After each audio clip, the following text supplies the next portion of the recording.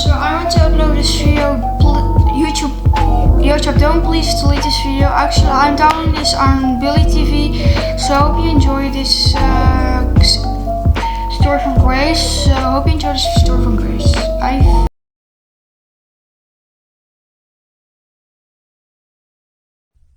Hi there, my name is Grace, and my story animated will give $1,000 to one lucky person who subscribes in the next 7 days. Tell your friends, your sister, brother, and mom to subscribe now. Let's start my story. My mom was the head of a big tech company, and all she wanted was one perfect daughter to take over her business someday. So when I was born, she held me close and said, "Oh my God. She's so pretty. I'm the luckiest mom in the world."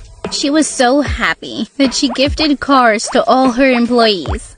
But a few months later, she discovered something that turned her love into hatred for me. I was diagnosed with a medical condition called alopecia universalis congenita. I could never grow a hair on my body, not even my head. Mom went ballistic when she learned this. "This girl's a freak. She can't be my daughter." She even took back the cars she gifted to her employees and wanted me to stay out of her sight.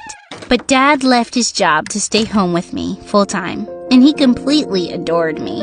When I was turning 4, I asked Dad to throw me a Mickey Mouse-themed birthday party. "Honey, your mom will go nuts if I suggest this." "But Dad, she'll go nuts only if she finds out. We can have the party when she's away." After a week, Mom did leave for a business trip, and Dad arranged for the best party ever. Just as I was about to blow the candles, Mom barged in. "So you were just waiting for me to leave, huh?" She swept the cake off the table and sent it flying into the wall. "What's there to celebrate about her? She can't even grow eyelashes." "Well, how was that my fault?" Later that night, I snuck cat poop from the litter into all her designer shoes. Her screams the next day made me dance with joy. But then she did something that really crossed the line. One day, when I was 5, I saw a long line of people standing outside, each one with a girl my age. When I ran to my parents and told them, Mom got up from the table. "Oh good, the adoption people are here." "What adoption? What are you talking about?" "I contacted different adoption agencies to bring me the best girls. I need a daughter with hair to represent my company one day." I stared at her and blinked away angry tears. But Dad really lost it. He threatened to leave Mom if she didn't send all those people away instantly. Reluctantly, she did, but the whole thing made me so mad. I ran to my room and broke the frame that had a picture of Mom holding me as a baby. When I turned 6, I was all excited to finally join school, but of course, Mom threw a tantrum. "She's not going anywhere looking like that. I have a reputation to maintain." "Fine, Mom. I won't be going out looking like that." I made Dad take me to the mall to buy a wig and fake eyelashes, and then I made him draw eyebrows on my face. I looked perfect. Mom was still super annoyed when she saw me, but Dad marched me off to school to get me enrolled right away. It took me 2 hours to get ready for school every day, but I was loving it, especially since all the kids and teachers thought I was really pretty. On Mother's Day, everyone's moms came to school except mine and another girl's. She told me her name was Charlotte, and she didn't have a mom. I told her mine was too busy for me, and we became best friends that day. But I didn't tell her my secret. I was too afraid that she'd think I was a freak too. Once in 5th grade, I was helping Charlotte with some math homework in my room when Mom walked in. It was her first time seeing Charlotte, and she was awestruck. "You're such a beautiful child. I wish you were my daughter. If you want, I can adopt you." Charlotte looked freaked out, and I took her away immediately. "What was your mom talking about? You're the prettiest girl I've ever met. Even your grades are way better than mine." "Oh, Mom's just a little crazy. Maybe she didn't take her brain medicine today." After that, I only invited her when I was sure Mom was away. I managed to keep my secret well guarded, and by the time we reached 9th grade, I was one of the popular kids in school. I often wondered if people would be as friendly if they knew the truth about me. One day at lunch, a group of cheerleaders came over and invited me to a grand pool party. Yeah, sure. Me and Charlotte will be... No, ew. Not Charlotte, just you. It's a party exclusively for the cool kids. Charlotte turned really red and was about to leave, but I turned to the cheerleaders and said, Sorry, but if my BFF isn't coming, I'm not either. Okay, fine. She can come. Whatever. On the day of the party, I was surrounded by a group of boys when suddenly Charlotte came running excitedly and pulled me aside. You remember I told you about my crush? That new boy in my French class? He's here. How do I look? OMG, he's coming this way, Grace. He's coming to talk to me. What do I say? Before I could think of a reply, the boy was already standing beside us. But instead of talking to Charlotte, he turned to me. Hey, I'm Daniel. You're Grace, right? I've seen you around school a lot, and I think you're really pretty. Would you like to dance with me? I wanted the ground to open up and swallow me. It felt so awkward. I couldn't even look at Charlotte's face. But then suddenly, Charlotte viciously pushed Daniel aside and glared at me. Seriously? You're such a witch. You're not even perfect, so stop acting like you are. Yeah, your mom told me your little secret a long time ago. And with that, Charlotte pushed me into the pool. As I sputtered and rose to the surface, I realized my wig had come off and was floating next to me. I touched my face to see streaks of makeup on my fingers. And then I saw everyone standing frozen in their spots, staring at me. OMG, she has no hair! What a weirdo! Look at her! She looks like Voldemort with a nose. Oh, really? How about I punch your face and turn you into Voldemort without the nose? Daniel pushed those jerks aside and jumped into the water to help me out. Are you okay? I felt shocked and humiliated. As my eyes met Charlotte's, I saw complete hatred on her face. She turned around and walked away. I burst into tears and ran away from there. I couldn't believe my best friend would do this to me. When I got home, I locked myself inside my room. For days, I didn't step out. I didn't know how I would face anyone in school again. One night, Dad knocked on my door and sat down next to me. Sweetheart, you can't hide forever. You have to go back to school. You didn't see the looks on their faces or hear the things they were saying about me. I'm a freak, Dad. Mom was right all along.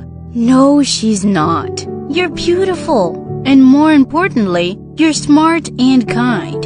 I'm sure your classmates were just surprised to see you that way. Trust me, when you get back, it won't make any difference to those kids who've always admired you. Well, I made a big mistake of trusting Dad, and it turns out he doesn't know the first thing about high school. My popularity had tanked to rock bottom. I could hear everyone whispering and snickering behind my back. No one was inviting me to any parties anymore.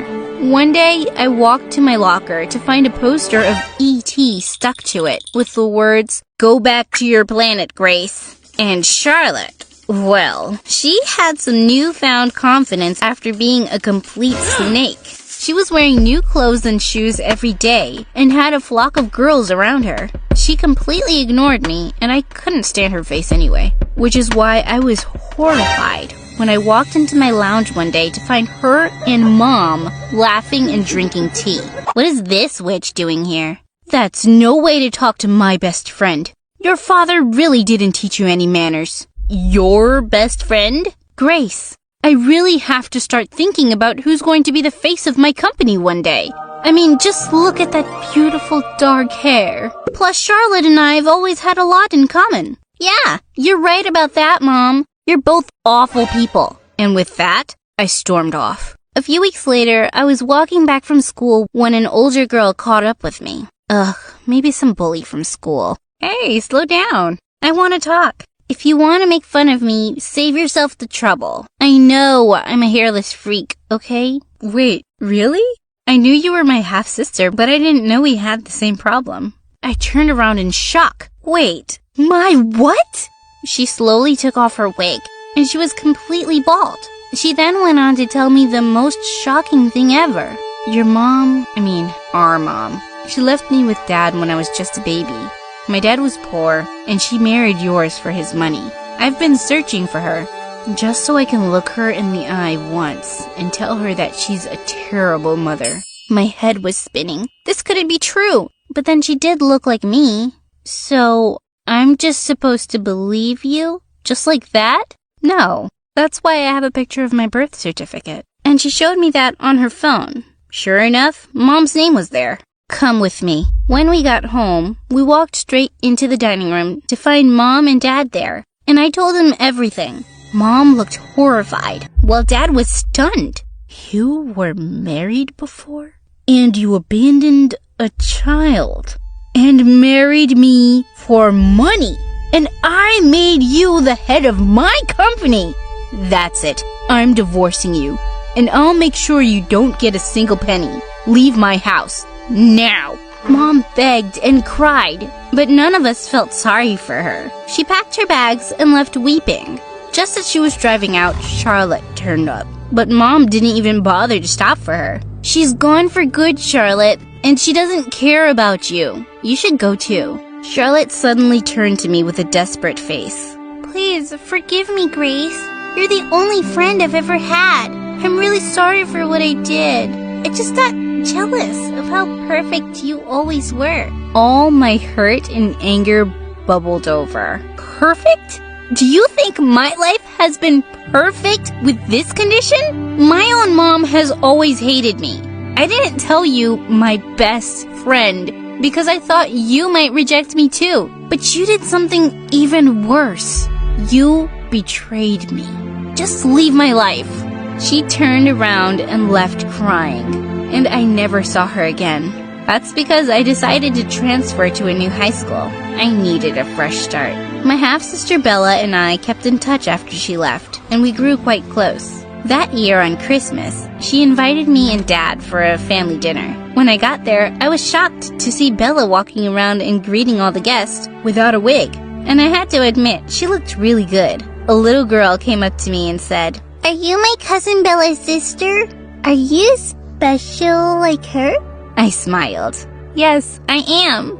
And from that day, I started to feel more comfortable with my condition. Sure, I still wore wigs and eyelashes in public, but I didn't feel the need to keep it a secret from my friends. Or from anyone, really. Oh, and about Daniel? We're dating, and I go out without my wig sometimes. And he loves me the way I am. And I love myself even more now.